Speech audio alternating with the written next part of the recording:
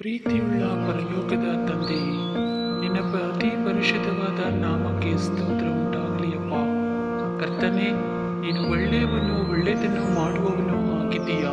ಅದಕ್ಕಾಗಿ ನಿನಗೆ ಸ್ತೋತ್ರ. ದೇವಾ, ಈ ದಿನ ಕಾಣದೆ ಎಷ್ಟೋ ಜನರು ಈ ಲೋಕದ ಯಾತ್ರೆಯನ್ನು ಮುಗಿಸಿ ಗತಿಸಿ ಹೋಗಿದ್ದಾರೆ. ನನಗೂ ನನ್ನ ಕುಟುಂಬಕ್ಕೂ ಈ ನೂತನವಾದ ಒಳ್ಳೆಯ ದಿನವನ್ನು ನಮ್ಮ ಆಯುಷ್ಕಾಲಕ್ಕೆ ಎಣಿಸಿ ಕೊಟ್ಟಿದ್ದಕ್ಕಾಗಿ ಸ್ತೋತ್ರ ಸಲ್ಲಿಸುತ್ತೇನೆ. ಕರ್ತನೆ, ನಮ್ಮನ್ನು ಈ ದಿನವೆಲ್ಲ ನಿನ್ನ ಪ್ರಸನ್ನತೆಯು ಆವರಿಸಲ್ಪಡಲಿ.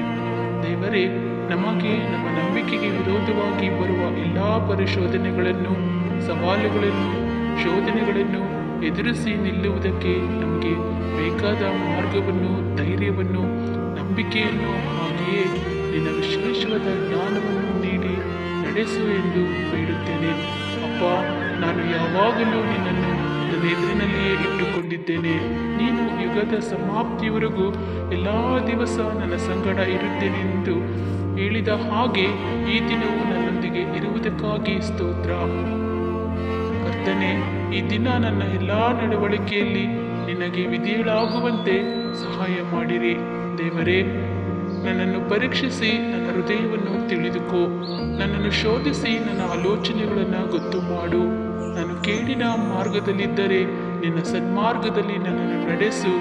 ನಿನ್ನ ಶುಭವೂ ಕೃಪೆಯು ನನ್ನನ್ನು, ನನ್ನ ಕುಟುಂಬವನ್ನು ಈ ದಿನವೆಲ್ಲ ಹಿಂಬಾಲಿಸಲಿ.